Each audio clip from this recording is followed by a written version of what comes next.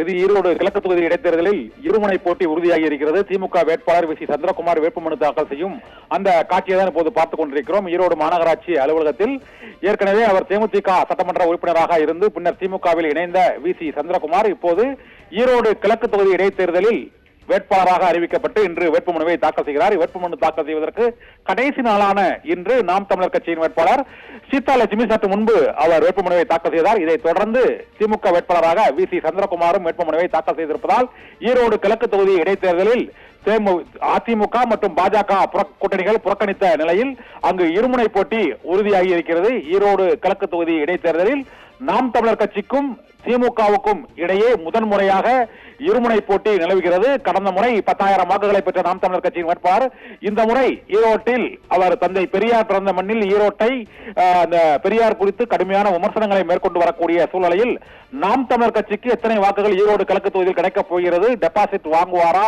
என்ற கேள்வி எழுந்துள்ள நிலையில் கடுமையான போட்டி திமுக நாம் தமிழர் கட்சிகளுக்கு இடையே அங்கு ஈரோடு கிழக்கு தொகுதியில் ஏற்பட்டிருக்கிறது. சென்னை அந்த ஈரோடு மாநகராட்சி அலுவலகத்தில் தேர்தல் நடத்தும் அலுவலரிடம் அங்கு திமுக கூட்டணி கட்சியில் இடம்பெற்றுள்ள முக்கிய அந்த கட்சிகளின் பிரமுகர்கள் அந்தியூர் செல்வராஜ் மற்றும் திமுகவின் செய்தி தொடர்பு செயலாளர் இளங்கோவன் மற்றும் EKS இளங்கோவனின் மகன் சஞ்சய் சம்பத் உள்ளிட்டோர் அந்த வேட்புமனு தாக்கல் செய்யும் அறையில் மாநகராட்சி அந்த தேர்தல் நடத்தும் அலுவலரிடம் வேட்புமனுவை தாக்கல் செய்யும் அந்த காட்சியை தான் இப்போது பார்த்துக் கொண்டிருக்கிறோம்.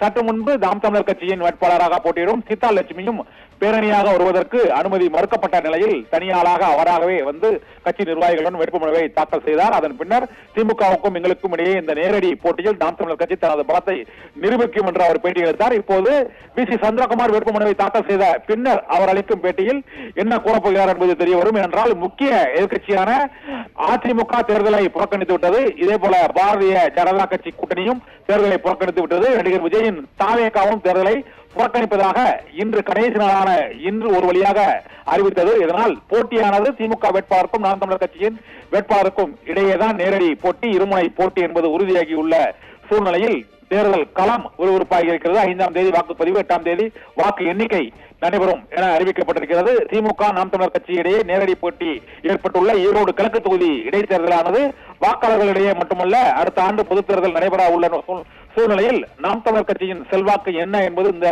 இடைத்தேர்தலில் உறுதி செய்யப்படும். இதே போல திமுகவுக்கு மக்கள் அளிக்கும் சான்று என்ன என்பது இந்த இடைத்தேர்தலில் உறுதி செய்யப்படும். கடந்த தேர்தலில் EKS இளங்கோவன் வாங்கிய வாக்குகளை விட வி சி சந்திரகுமார் முக்கிய போட்டியாளர்கள் இல்லாத சூழ்நிலையில் அதிக வாக்குகளை பெறுவாரா என்ற கேள்வி எழுந்திருக்கிறது. இதே போல அதிமுக பாஜக உள்ளிட்ட கட்சிகள் டெபாசிட் வாங்குவார்களா என்ற அச்சத்தில் தான் ஒரு போட்டியில் இருந்து விலகி இருக்கிறார்கள் என்று திமுக குற்றம் சாட்டிய சூழ்நிலையில் நாம் தமிழர் கட்சியும் டெபாசிட் வாங்குமா என்ற கேள்வி எழுந்திருக்கிறது.